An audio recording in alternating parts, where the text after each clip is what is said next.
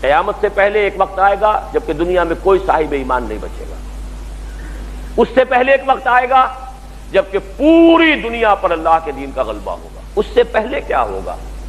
دجالی فتنہ، المسیح الدجال، الدجال الاکبر. اس کے ضمن میں کتاب الفتن پڑھیے. اب میں خاص طور پر آپ حضرات کو ادھر راغب کر رہا ہوں، اس لیے کہ ہمارے مدرسوں میں بھی سارا جو حدیث کا درس ہوتا ہے وہ سب شروع کے جو فقہی ابواب ہیں، وضو کے اور نماز کے اور روزے کے اور یہ اور وہ جس میں اختلافات ہیں مسلمانوں کے، سارا وقت صرف ہو جاتا ہے ان پر. یہ احادیث کے ابواب تو ہم پڑھتے ہی.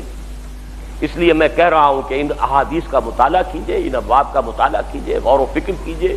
یہ چیزیں ہیں اور اس لیے بتائی ہیں محمد رسول اللہ صلی اللہ علیہ وسلم نے. معاذ اللہ آپ کوئی کاہن تو نہیں تھے کہ خبریں دے کر کوئی نذرانے وصول کرتے ہوں.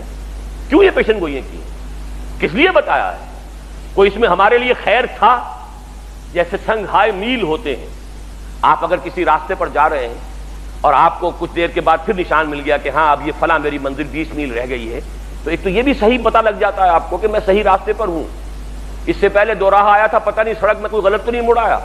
وہ نشان میل جب آتا ہے، سنگ میل جب آتا ہے، تو آپ کو نہ صرف فاصلے کا پتہ چلتا ہے بلکہ یہ بھی یقین ہو جاتا ہے کہ میں صحیح راستے پر ہوں. تو یہ تمام واقعات سنگھائے میل ہیں اور ہمیں اپنی دونوں آنکھیں کھولنی چاہیے، قرآن اور سنت اور قرآن و حدیث کی دو آنکھیں، کہ جن سے ہم ان تمام نشانات راہ کو دیکھ سکیں. اور ہمارے سامنے وہ جس کو اقبال نے کہا ہے چشمہ ہے میری آنکھ کا خاک مدینہ و نجف. میں کہا کرتا ہوں کہ میری جو آنکھ ہے اس کا سرما قرآن اور حدیث رسول ہے صلی اللہ علیہ وسلم. یہ دو آنکھیں ہیں جن سے ہمیں حالات کو دیکھنا ہے، جس سے سارا نظر آ رہا ہے کہ کیا ہو رہا ہے، کیوں ہو رہا ہے، کس طرح ہو رہا ہے، یہ اسرائیل کیسے بن گیا، یہ مسلمانوں پر کیا آفت کیوں آ گئی، کس لیے آ گئی، حالات کدھر جا رہے ہیں، زمانے کا رخ کیا ہے، آنے والے کیا حالات ہیں. What are the coming events which are casting their shadows before. ان تمام چیزوں میں بصیرت حاصل کرنی ہے تو آپ کو ان احادیث کا مطالعہ کرنا چاہیے.